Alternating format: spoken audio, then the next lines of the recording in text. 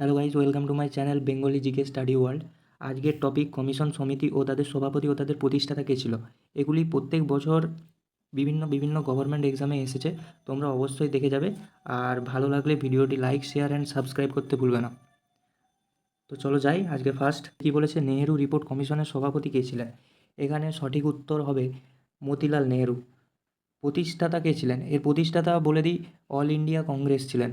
এর প্রতিষ্ঠাতা ছিলেন অল ইন্ডিয়া কংগ্রেস। তোমরা সবাই মনে রাখবে, এগুলো কিন্তু সব সময় রিপিট হয় কোশ্চেনগুলি, সব প্রিভিয়াস ইয়ারের। তোমরা অবশ্যই দেখে যাবে এগুলো। কোঠারি শিক্ষা কমিশনের সভাপতি কে ছিলেন। এখানে সঠিক উত্তর হবে কোঠারি শিক্ষা কমিশনের সভাপতি ছিলেন ডক্টর জিএস কোঠারি। সালটা হলো 1964 থেকে 1966।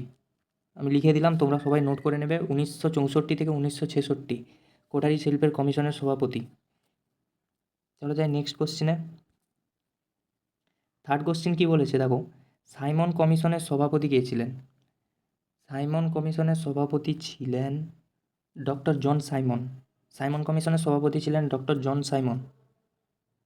চলো যাই নেক্সট কোশ্চেনে। র্যাডক্লিফ কমিশনের সভাপতি কে ছিলেন। দেখো, এই কোশ্চেনটা সবসময় রিপিট এসছে আরআরবি গ্রুপ ডি 2018-তে, ডব্লিউবিসিএস 2016-তেও এসছে। তো র্যাডক্লিফ কমিশনের সভাপতি স্যার সিরিল র্যাডক্লিফ। এই উত্তরটা হবে সঠিক। Next question, Stafford Cripps mission কবে ভারতে আসে। দেখো, এটাও রিপিট হয়েছে, এসএসসি 2017 আর রেল 2016-তে এসেছে। তো এটা সঠিক উত্তর হবে 1942 এসেছিল। নেক্সট কোশ্চেন, হান্টার কমিশনের সভাপতি কে ছিলেন।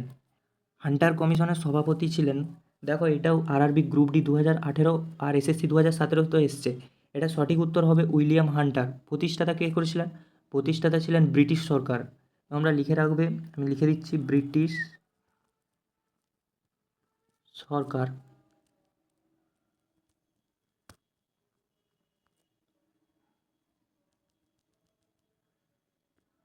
ঠিক আছে, চলো যাই নেক্সট কোশ্চিনে।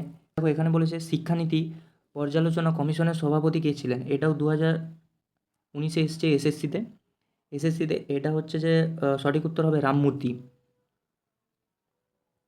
চলো নেক্সট কোশ্চিন দেখা যাক। ভাষা কমিশনের সভাপতি কে ছিলেন। এখানে ভাষা কমিশনের সভাপতি ছিলেন ডক্টর বিজি খের। মনে রাখবে সবাই, ডক্টর বিজি খের। ঠিক আছে, চলো নেক্সট কোশ্চেনে যাওয়া যাক। রাধাকৃষ্ণান কমিশনের সভাপতি কে ছিলেন। দেখো, এটাও আরআরবি গ্রুপ ডি 2015-তে এসছে। রাধাকৃষ্ণান কমিশনের সভাপতি ছিলেন ডক্টর রাধাকৃষ্ণান।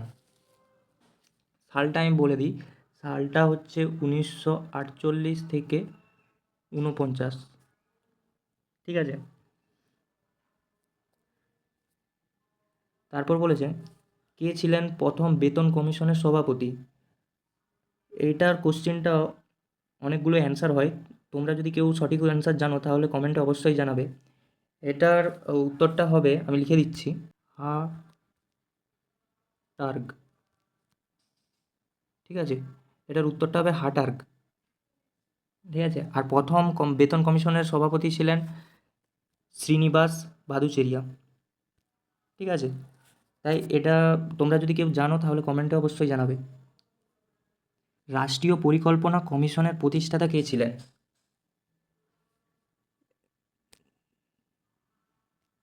সঠিক উত্তর হবে জওহরলাল নেহেরু।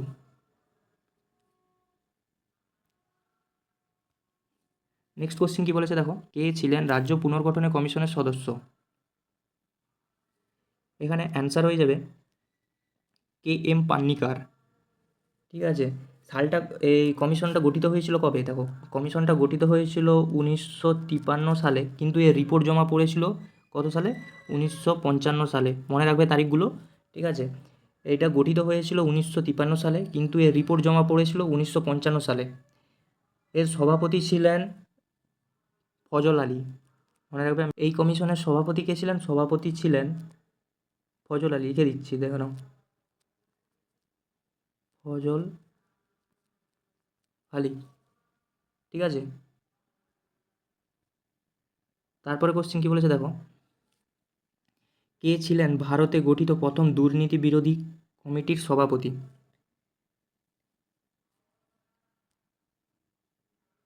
এটা সঠিক অ্যান্সার হবে কে সানহানাম।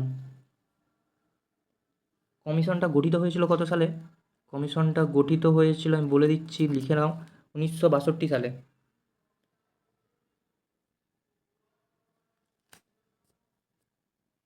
নেক্সট কোশ্চেন কী বলেছে দেখো, কে ছিলেন মুদিয়ালি শিক্ষা কমিশনের সভাপতি? দেখো এটাও আরআরবি 2016-তে এসছে। তো এখানে সঠিক উত্তর হবে ডক্টর লক্ষ্মণ স্বামী মুদিয়ারা। মুদালিয়ার শিক্ষা কমিশন, যাকে বলা হয় সেকেন্ডারি এডুকেশন কমিশন, মনে রাখবে, যাকে বলা হয় সেকেন্ডারি কমিশন এডুকেশন, এটা গঠিত হয়েছিল 1952 সালে। তারিখগুলো লিখে নিচ্ছি, তোমরা সবাই নোট করে নাও।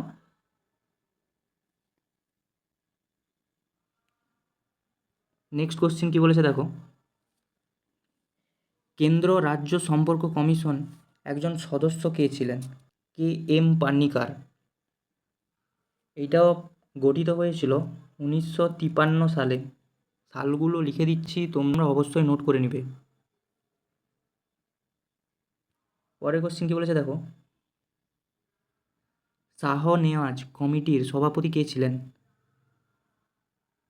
শাহ নেওয়াজ কমিশনের সভাপতি ছিলেন শাহ নেওয়াজ খান। কত সালে? লিখে দিচ্ছি 1956 সালে। আর এটা সবচেয়ে বড় কাজ কী ছিল জানো?